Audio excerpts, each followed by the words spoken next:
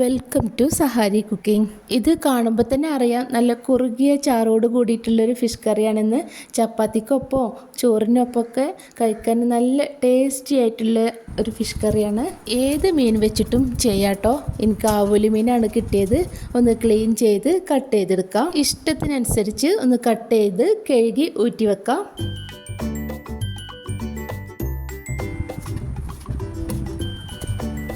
ചെറിയൊരു കഷ്ണം ഇഞ്ചി, ഒരു 10 വെളുത്തുള്ളി, ചെറിയ സൈസിലുള്ള ഉള്ളിയാണ്. അത്യാവശ്യം ഒരു പിടി ചെറിയുള്ളി, 4 മീഡിയം സൈസിൽ തക്കാളിയും കൂടി കട്ട് ചെയ്തെടുക്കണം. 2 ടേബിൾ സ്പൂൺ വെളിച്ചെണ്ണ ഒഴിച്ച് ഇഞ്ചി, വെളുത്തുള്ളി, ചെറിയുള്ളി ഇത് കട്ട് ചെയ്യാതെ ഇട്ട് കൊടുക്കാം. ഇഞ്ചി മാത്രം ഒന്ന് കട്ട് ചെയ്തിട്ടുള്ളൂ കേട്ടോ, ഉള്ളികളൊന്നും കട്ട് ചെയ്തിട്ടില്ല. വെളിച്ചെണ്ണയിലിട്ടൊന്ന് വഴറ്റി വേവിച്ചെടുക്കണം. ഇഞ്ചി, വെളുത്തുള്ളി ചിക്കൻ കറി വെക്കുമ്പോഴായാലും മീൻ കറി വെക്കുമ്പോഴായാലും ബീഫ് കറി വെക്കുമ്പോഴായാലും ഞാൻ എപ്പോഴും ഒരല്പം കുറച്ച് തന്നെയാണ് എടുക്കൽ. ചെറിയുള്ളിയാണ് കുറച്ച് അധികം എടുക്കൽ. ചെറിയുള്ളി എത്ര ഇട്ടാലും കറിക്കൊരു ടേസ്റ്റ് ഉള്ളതായിട്ടാണ് തോന്നിയിരിക്കുന്നത്. ഇഞ്ചി, വെളുത്തുള്ളി കുറച്ച് അധികം ഒന്ന് ഏറിപ്പോയാൽ കറിൻ്റെ ടേസ്റ്റേ മാറിപ്പോവാണ്.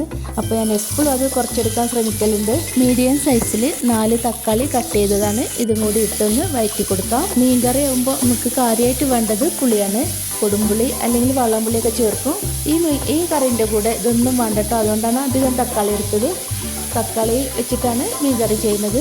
ഏത് മീൻ വെച്ചിട്ടായാലും ഒരു പ്രാവശ്യമെങ്കിലും ഈ രീതിയിലൊന്ന് ചെയ്ത് നോക്കണേ. എന്തായാലും ഇത് നിങ്ങൾക്ക് ഇഷ്ടപ്പെടും. കരിഞ്ഞു പോവാത്ത രീതിയിൽ അത്യാവശ്യം നന്നായിട്ടൊന്ന് വഴറ്റിയെടുക്കുക.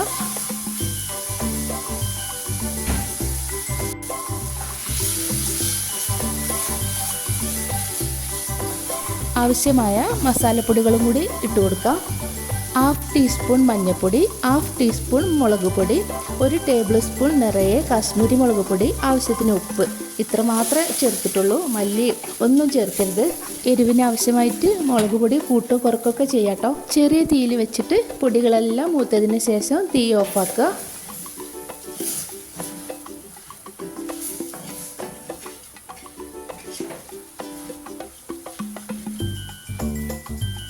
അല്പം ചൂടാറിയതിന് ശേഷം മിക്സിയിലെ ജാറിലേക്ക് മുഴുവനായിട്ട് ഇട്ട് കൊടുക്കുക. കുറച്ച് വെള്ളം കൂടി ഒഴിച്ച് ചട്ടി ഒന്ന് ക്ലീൻ ചെയ്തിട്ട് ആ വെള്ളം കൂടിയും ചേർത്ത് നന്നായിട്ടൊന്ന് അരച്ചെടുക്കണം.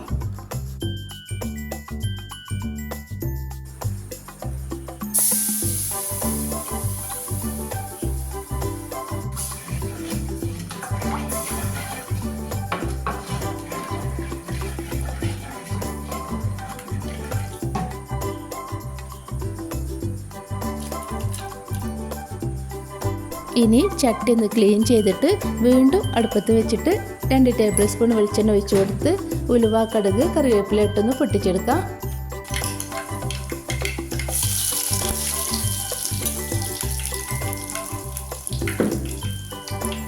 കൂടെ തന്നെ നമ്മൾ അരച്ച് വെച്ച മിക്സും കൂടി ചേർത്ത് കറിക്ക് ആവശ്യമായ വെള്ളവും കൂടി ഒഴിച്ച് തിളപ്പിച്ചെടുക്കാം.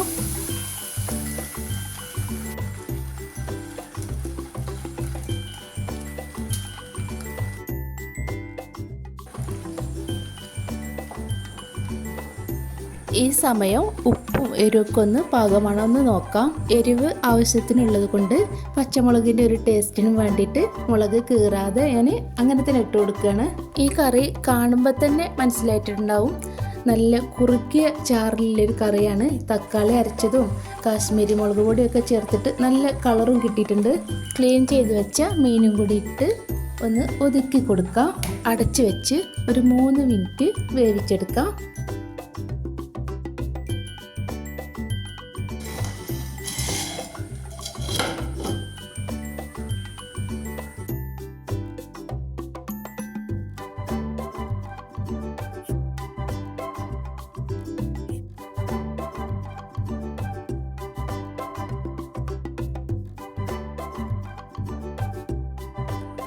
മീൻ ഉടഞ്ഞു പോവാതെ ഒന്ന് മറിച്ചിട്ട് കൊടുക്കണം.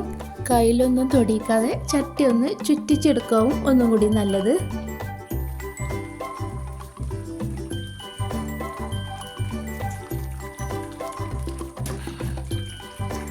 അല്പം കറിവേപ്പിലയും കൂടി ഇട്ട് ഒന്നും കൂടി മൂടി വെച്ച് ഒരു 3 മിനിറ്റും കൂടി ചെറിയ തീയിൽ വേവിച്ചെടുക്കാം. സിമ്പിളായിട്ടുള്ള ടേസ്റ്റി ആയിട്ടുള്ള എന്തിൻ്റെ കൂടെയും കോമ്പിനേഷനായിട്ടുള്ള ഒരു മീൻ കറി തന്നെയാണ്. വീഡിയോ ഇഷ്ടമായാൽ ഒന്ന് ഫോളോ ചെയ്യണേ. അടുത്ത വീഡിയോയിൽ വീണ്ടും കാണാം.